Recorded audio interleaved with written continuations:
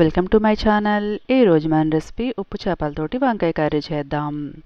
ఈ చేపలు ఫ్రై చేసేటప్పుడు వచ్చే స్మెల్కి ఆహా అని ఆస్వాదించే వాళ్ళకన్నా బాబోయ్ అని ముక్కు మూసుకుని వెళ్ళిపోయే వాళ్ళు ఎక్కువగా ఉంటారు కదండి. చేపలలో ఆయిల్లో డీప్ ఫ్రై చేసుకున్న తర్వాత బ్రౌన్ కలర్ వచ్చాక వేరే బౌల్లోకి తీసుకుందాం.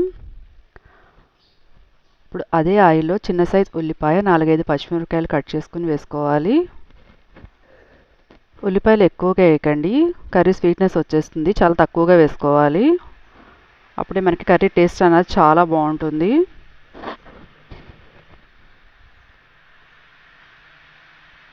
ఉల్లిపాయలు బ్రౌన్ కలర్ వచ్చేసాయి కదా, ఇప్పుడు మనం కట్ చేసుకున్న వంకాయ ముక్కలు వేసుకుందాం.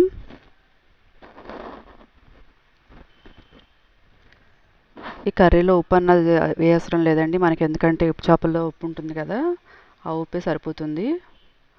మనం చేపలు కడుక్కున్న తర్వాత సాల్ట్ ఎక్కువగా ఉంటుంది కాబట్టి వాటర్లో వేసి ఒక 10 మినిట్స్ ఉంటే మనకి ఎక్స్ట్రా సాల్ట్ అన్నది పోయి కర్రీలోకి సమానంగా సరిపోతుంది. లేకపోతే సాల్ట్ అన్నది కొంచెం ఎక్కువగా ఉంటుంది. పసుపు వేసుకుని కాసేపు మూత పెట్టుకుందాం.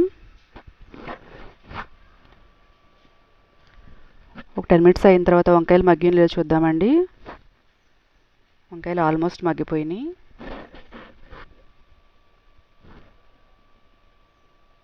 కాస్త ఫ్రై అవనిద్దాం.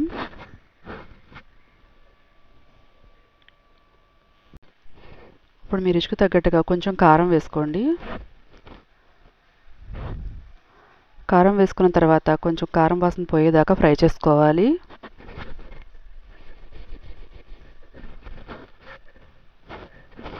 చేపలు ఎప్పుడు ఫ్రెష్గా ఉంటేనే మనకు విడకుండా బాగా వేగుతాయండి. నిలవ ఉన్నాయని అంటే చేపలు విడిపోతాయి.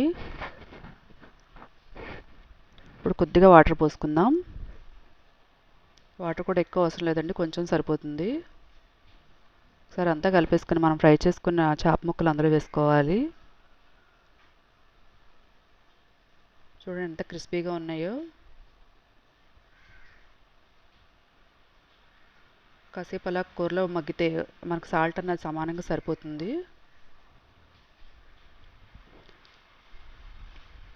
మూత పెట్టి కాసేపు ఉడకనిద్దాం. కూర అంతా దగ్గరికి వచ్చేసింది కదా.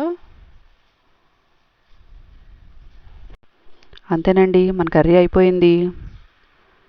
వేడివేడి అన్నంలో వేసుకుని తింటే చాలా బాగుంటుందండి. Thanks for watching.